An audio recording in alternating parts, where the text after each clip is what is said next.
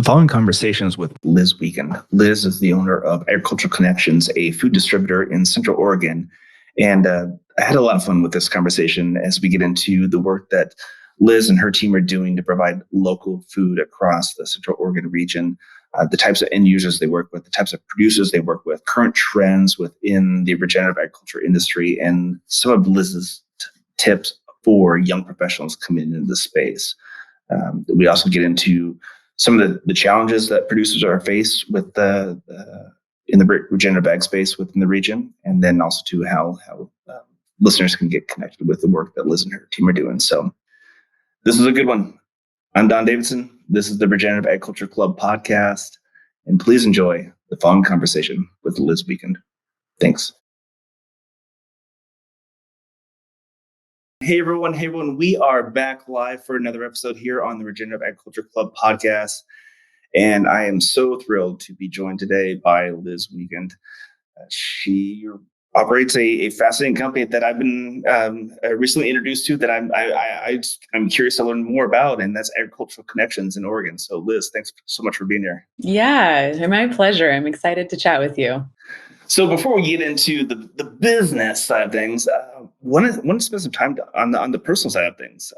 What was your journey into this whole space? Yeah, well, my roots are actually kind of from the early days. I was born on a farm in Madras, north of Madras, about 10 miles. So Central Oregonian from heart. My family's been farming in this region for I'm fifth generation. I have a 2-year-old, so he's number 6. Yeah, so we've been around for a while. Farming, kind of gardening, eating from home, cooked foods has always been a part of the lifestyle that I was raised with. I went to school and studied at landscape architecture for a graduate studies, and found that in that kind of realm of landscape, I became really interested in food systems.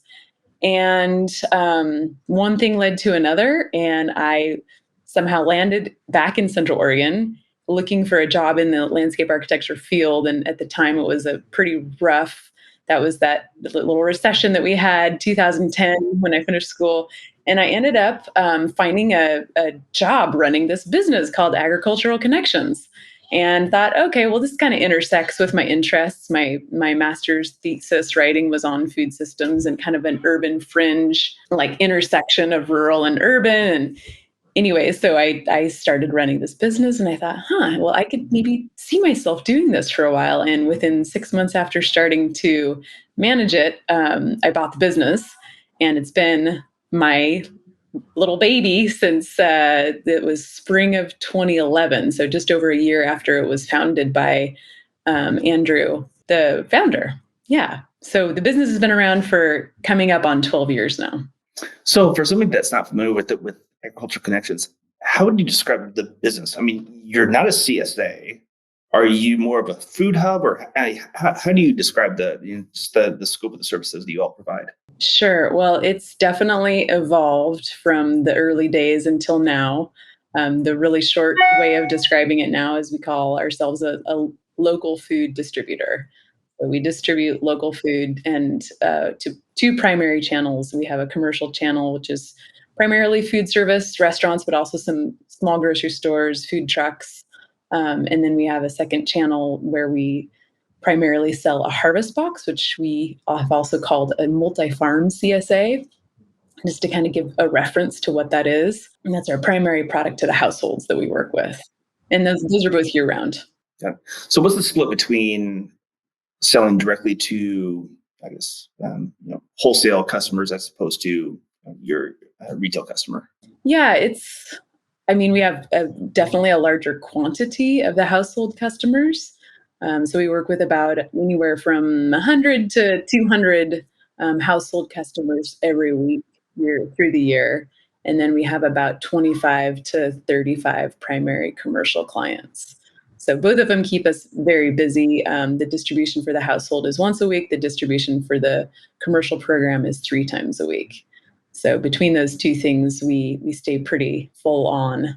How did the business first get started? I mean, what's the origin story of because you all, I'm jealous of you all that live in Oregon, because you have such a rich ecological environment to have so much diversity in agricultural production. But I'm always curious to hear from any food and ag companies in the Pacific Northwest about how they got started. Well, one really interesting thing about Oregon and Washington, very similar, is we have the Cascade Mountains that kind of go through the state north south. We are on the east side of those. We have a very different growing season here than there is on the other side, the Willamette Valley. And the founder of Ag Connections, he actually started the business in January, so pretty dead of winter. And he noticed that there was this lack of local food in Bend, Oregon, where the business is located, in the middle of winter, and thought, I know that the Willamette Valley has this, like, it's a breadbasket for Oregon. Let's go bring some of that food over here because they have year-round farmers markets on that side of the mountains. So he identified a couple different producers and just started driving over there once a week and picking up food and bringing it back to Bend. And there was an interest for it. Very cool.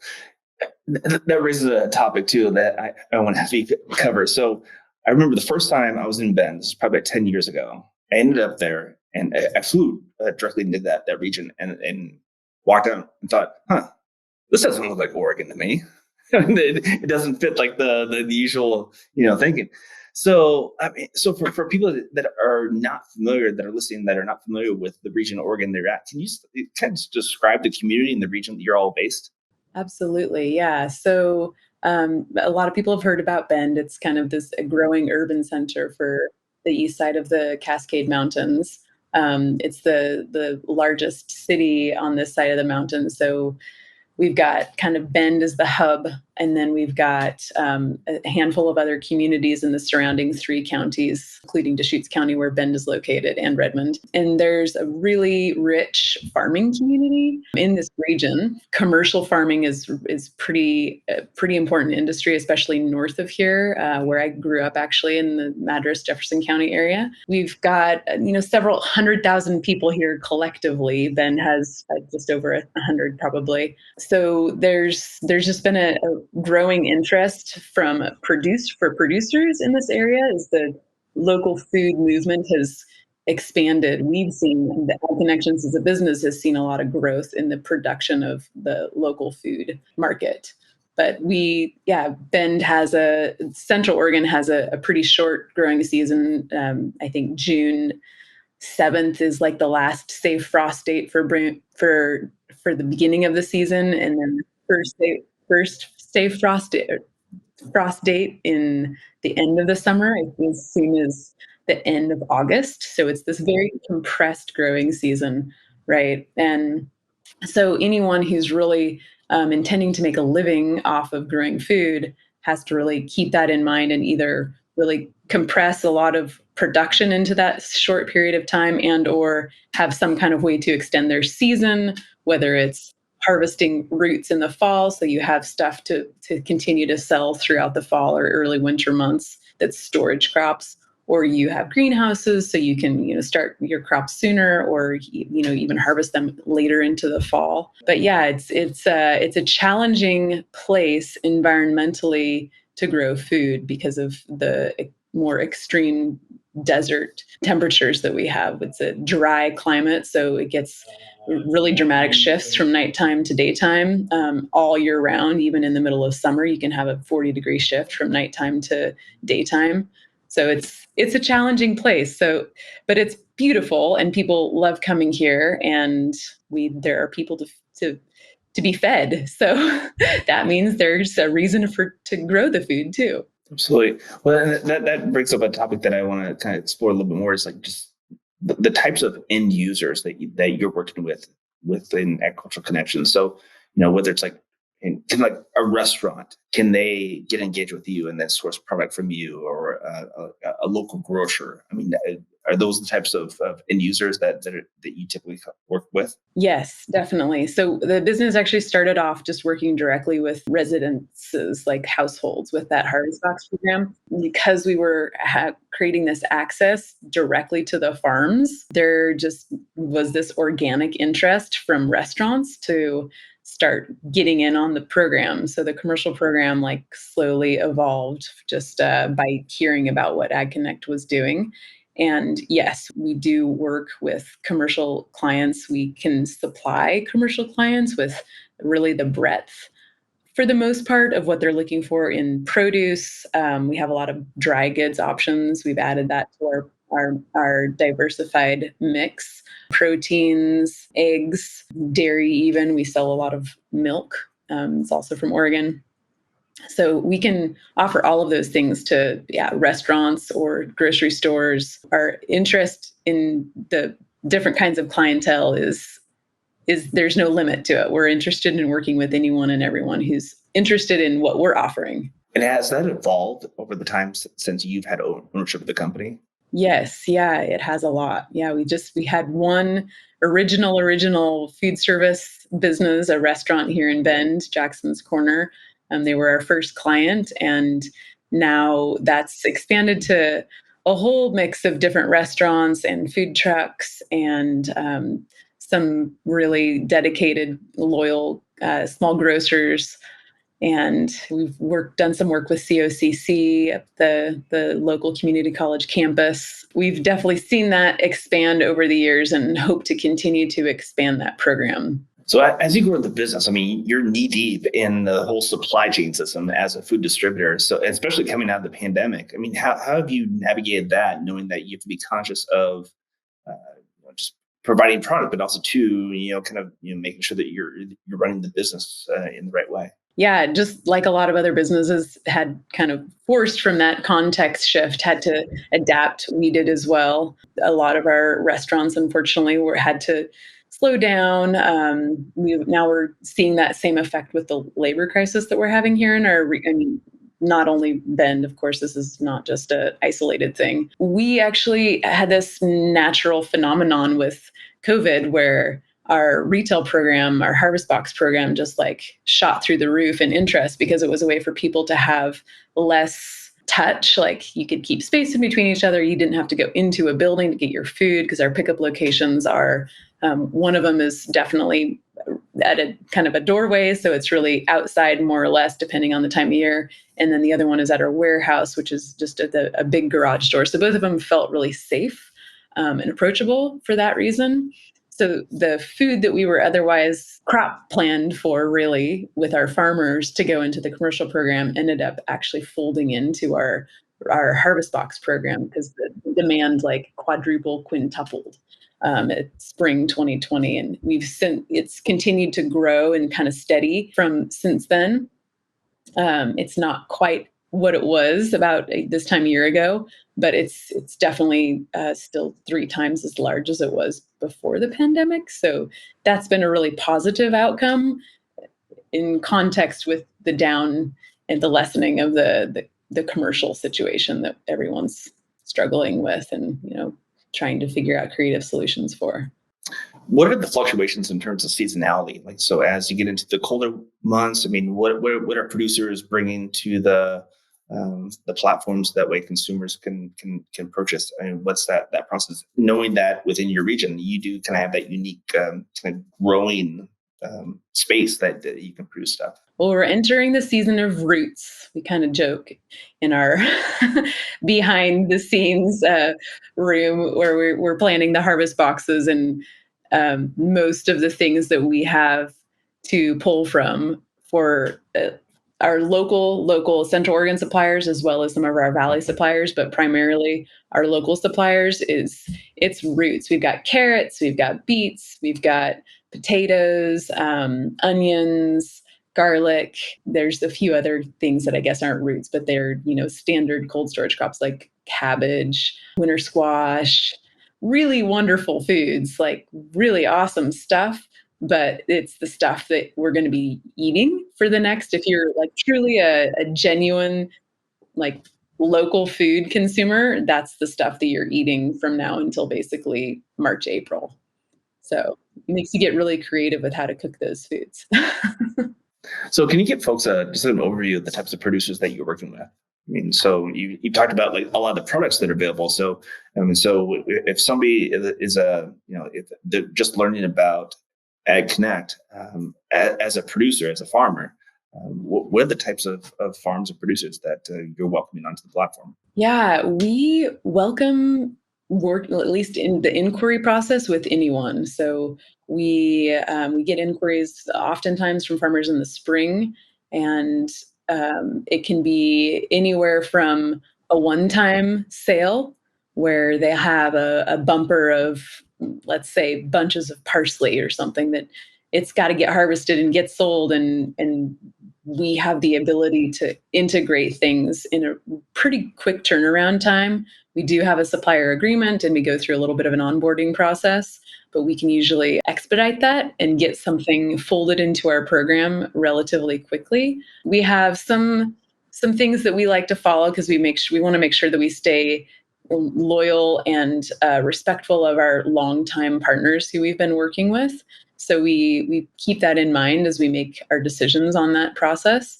But we work with all sorts of scales of farms and all sorts of different types of production, different kinds of produce or a few kinds of produce that they have available versus like a huge expansive selection, or a meat producer that's just doing animal, husbandry, or someone who's just focusing on eggs. Like, we kind of entertain all inquiries that come our way.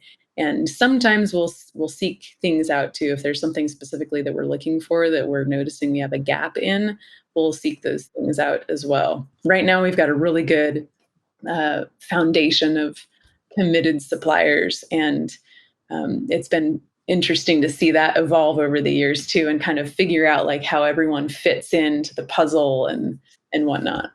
That brings up a good point. I mean, what's the geographical footprint that you all serve within the region there? Yeah, our customer base is Central Oregon, primarily Bend, but we do work with customers and sisters.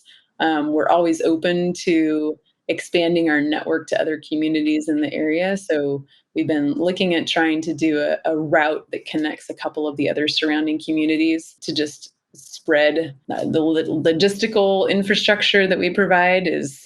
There has to be like a critical mass to get it out to these other communities, but we're always interested in expanding and seeing where there's interest and seeing if there's a way to implement something new. Are you seeing any trends towards more value-added products by producers? I mean, I'm based here in the Midwest and eastern Nebraska, and I've just seen more of that where it's not just the tomato grower that's producing tomatoes; they're making it into tomato sauce and then salad dressings, things like that. Are you seeing that trend pop up too within Oregon? I would say yes, and it's not something that I'm seeing really directly a lot with the farmers who we work with. But yes, I agree. It's a natural sort of next step. There's one farmer in particular who has built a farm store on their property and does all of their own value add product at their kitchen. They built a commercial kitchen on the farm, and then they have a store so people can buy the farm product at the store. It's a huge investment and something that some people are more interested and able to do than others. But so it is a natural like next step in the evolution of certain businesses, how they run and what their vision is. One thing I'm really curious about is as we see more interest towards regenerative agriculture, that's opened up basically what I see is new career paths of professionals, whether it's like engineering, traditional ag, just other areas of science and environmentalism.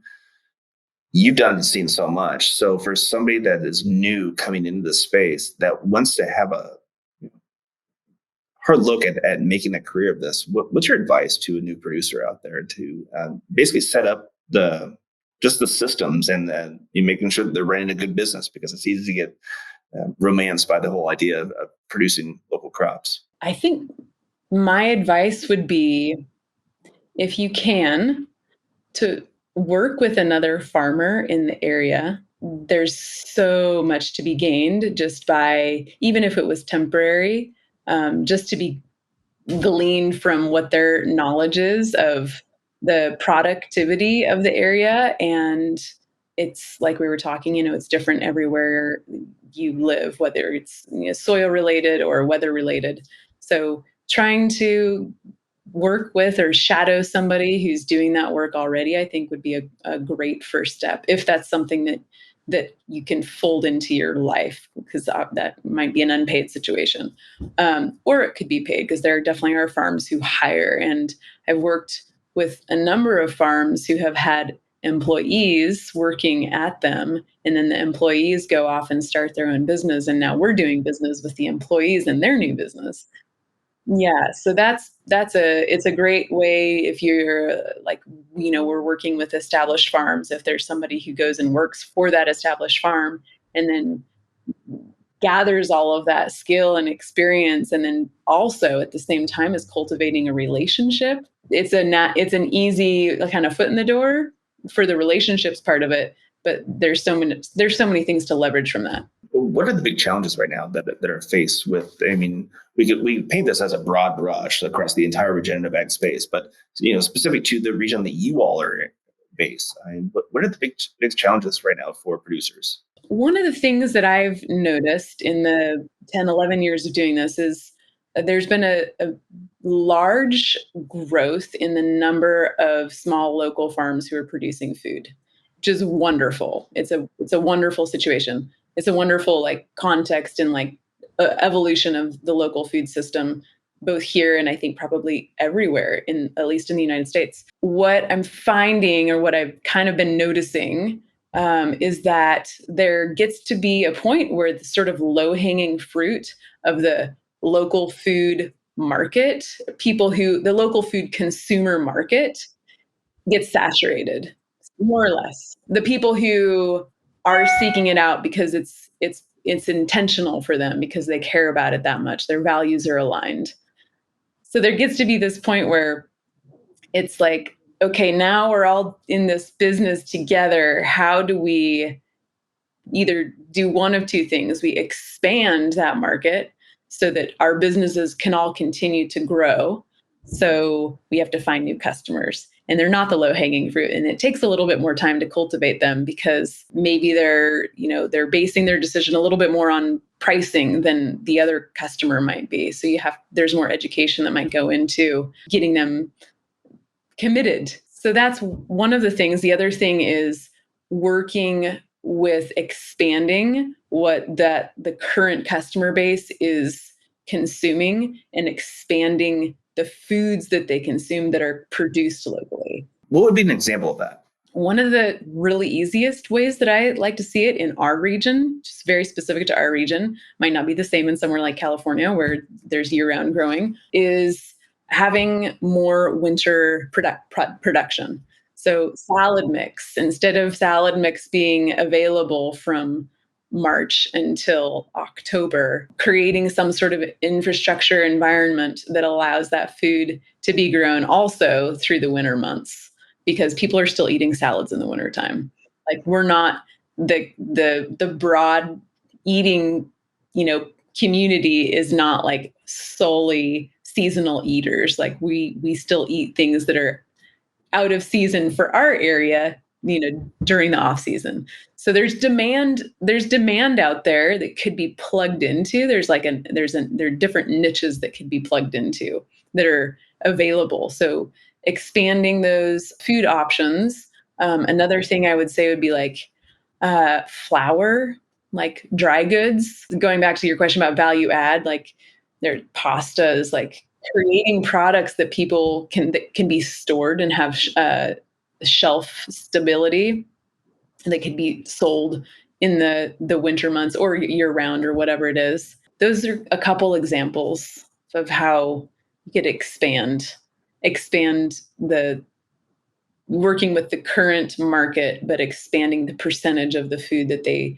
consume that's locally grown or produced. For those producers that want to go down that path, I mean, how readily available are the production facilities, whether it's like shared kitchens, cold storage, things like that, across the region there? I would say off the cuff, probably limited. Like, everyone would have to, as a private enterprise, would probably have to pursue some sort of investment to make something like that happen. There are a few commercial kitchens in our area.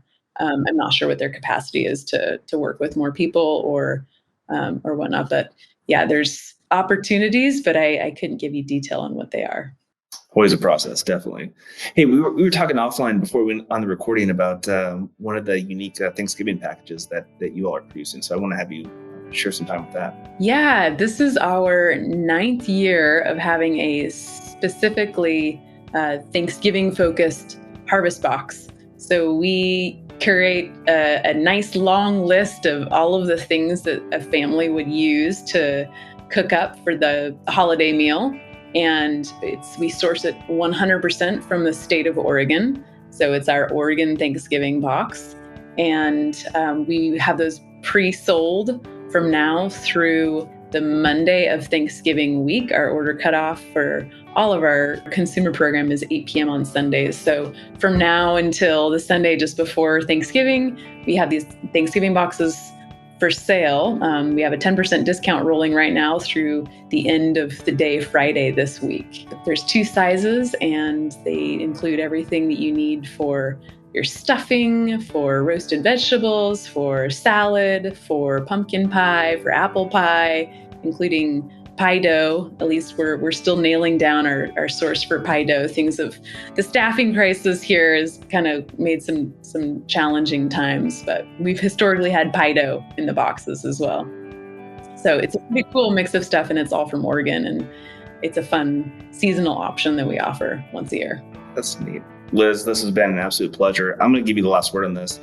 Where can folks follow along the work that the team is doing there, and specifically with everything you're doing in Oregon? Yeah, we'd love to have visitors. Agriculturalconnections.com. Our website is a great place to learn more. On the bottom of that homepage, there's a place to sign up for our e-newsletter, and that comes out twice a week. It says what's coming up in our next week's harvest boxes, any announcements that might be helpful. And then you can always learn a little bit more about our day-to-day activities on our Instagram, which is at Agricultural Connections. Great. All right, we'll link all that up in the show notes. That is Liz Weigand, everybody. Enjoy the notes and be sure to check out everything. And certainly, if you still looking for Thanksgiving meal plans, get yourself that Oregon Thanksgiving box. I would definitely grab that myself if I was close by. All right, Liz, this has been wonderful. Thank you so much. Awesome. You're welcome. My pleasure. Take care.